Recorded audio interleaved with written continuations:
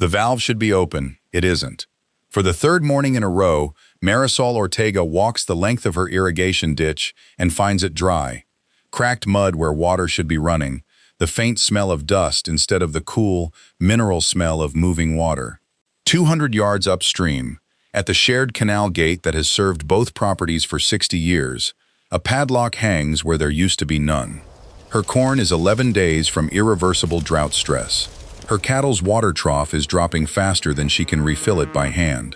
And the man who controls the upstream gate, Walter Kessler, who farms 4,000 acres to the north and has wanted her family's water allocation for years, has stopped answering her calls. Marisol has maybe 2 weeks before this season, and possibly this farm, is over. Then her 17-year-old son Eli starts walking the same 40 yards of dead field, morning after morning, at the edge of the pasture nobody irrigates anymore. He won't say why, he just keeps going back.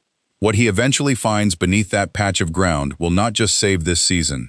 It will change what everyone in the valley thought they knew about this land.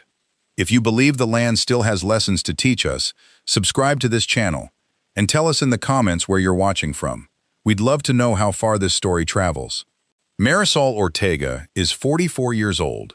She has farmed these 320 acres in the Cascabel Valley for 19 years, ever since she and her husband Ray took over the property from his aging parents. Ray died 6 years ago. A tractor rollover on a hillside that everyone in the valley still talks about, carefully, gently, the way rural communities talk about the accidents they can't quite stop replaying. Since then, it's been Marisol, her son Eli, and a part-time hired hand named Deb who comes in during planting and harvest. The farm grows feed corn and alfalfa and runs a modest herd of 60 beef cattle. It's not large by regional standards, but it's paid for. No debt on the land itself, just the ordinary annual costs of seed, fuel, and equipment repair that every farm carries. Water is the thing that makes all of it possible. The Cascabel Valley sits in a semi-arid region where annual rainfall alone can't reliably support row crops. Farms here depend on a shared irrigation system fed by a diversion canal off the Cascabel River. Water rights allocated decades ago when the valley's farms were smaller and more numerous, under an agreement that requires neighboring landowners to cooperate on shared infrastructure. Eli is 17, a junior at the regional high school, and spends most mornings before school helping his mother check irrigation lines and cattle water before the bus comes. He's been talking, quietly, about studying agricultural science or hydrology after graduation, encouraged by a soil and water unit in his high school ag class that he'd taken more seriously than any subject before it. That knowledge is about to matter more than either of them expects. The trouble starts, technically, 8 months earlier, though nobody recognizes it as trouble at the time.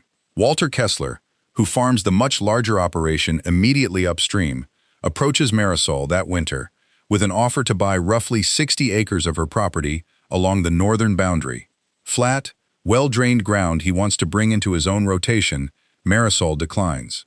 The 60 acres in question happen to be some of her best pasture, and selling it would mean shrinking her herd significantly.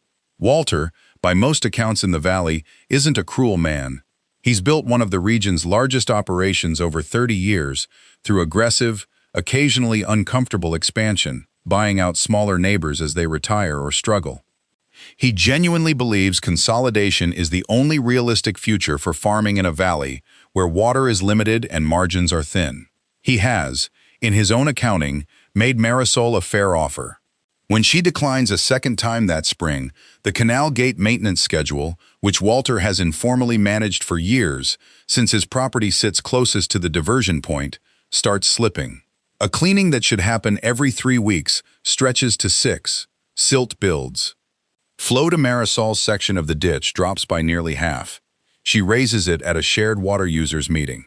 Walter cites equipment problems, an injured employee, a busy season, plausible excuses, individually. Together, over months, they add up to something that looks less like bad luck and more like a slow strangulation. Then, in early July, with drought conditions worsening across the whole region, Walter installs a padlock on the shared gate, citing, in a brief letter, concerns about unauthorized tampering with critical infrastructure. Marisol has never tampered with anything in her life. She just no longer has water. Eli notices it almost by accident. In the second week of the crisis, there's a strip of pasture along the farm's eastern edge. Old ground, unused for irrigation in years, mostly overgrown with native grass the cattle graze occasionally. Everything around it has gone the same dull olive brown as the rest of the drought-stressed valley, except one narrow band of it, maybe 40 feet long, that stays a noticeably deeper green. At first, Eli assumes it's just a low spot that catches more runoff. But he'd learned, in his agricultural science class that spring, that soil moisture patterns aren't random. They follow underlying structure, whether that's compacted clay, a change in soil type, or something below the surface entirely. He starts checking it every morning before school. The soil there stays noticeably cooler and damper to the touch than the surrounding dirt. Even a full week into the dry spell, where the rest of the pasture is starting to crack, that strip holds together. He mentions it to his mother almost as an afterthought one evening, expecting her to have a simple explanation. She doesn't. "That ground's never been irrigated," she tells him. "Not since your grandfather farmed it. There shouldn't be anything special about it at all."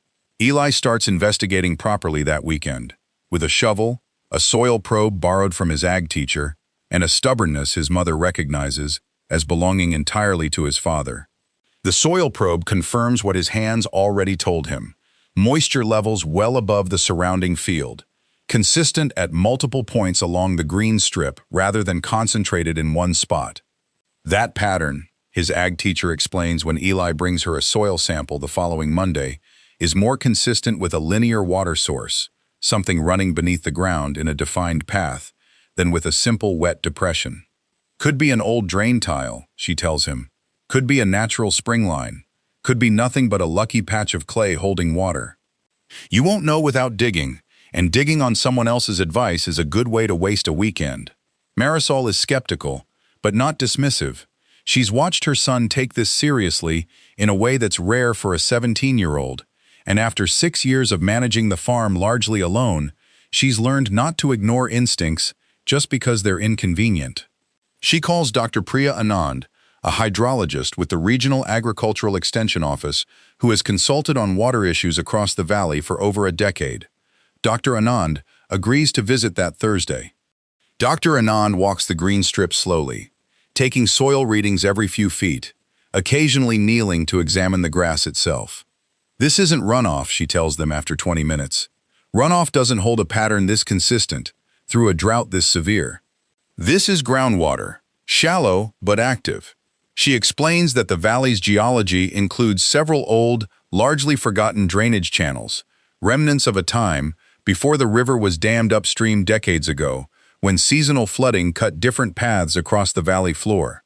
Most of those old channels have long since filled in with sediment, invisible from the surface, but some still carry shallow groundwater beneath them, especially in wetter years. This could be one of those. It isn't proof of a usable water source yet, just evidence that something is there. Marisol asks the question that matters most. Could it be enough to irrigate, even partially, without the shared canal? Dr. Anand won't promise anything. That depends on flow rate, depth, and whether it's connected to something larger.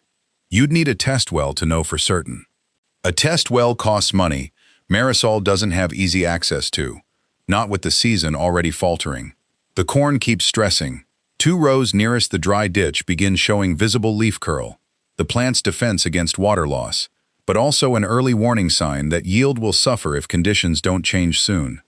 Walter, hearing through the valley's efficient rumor network that Marisol has brought in a hydrologist, sends a terse message questioning whether any water found on her property could legally be considered separate from the shared aquifer his own wells draw from.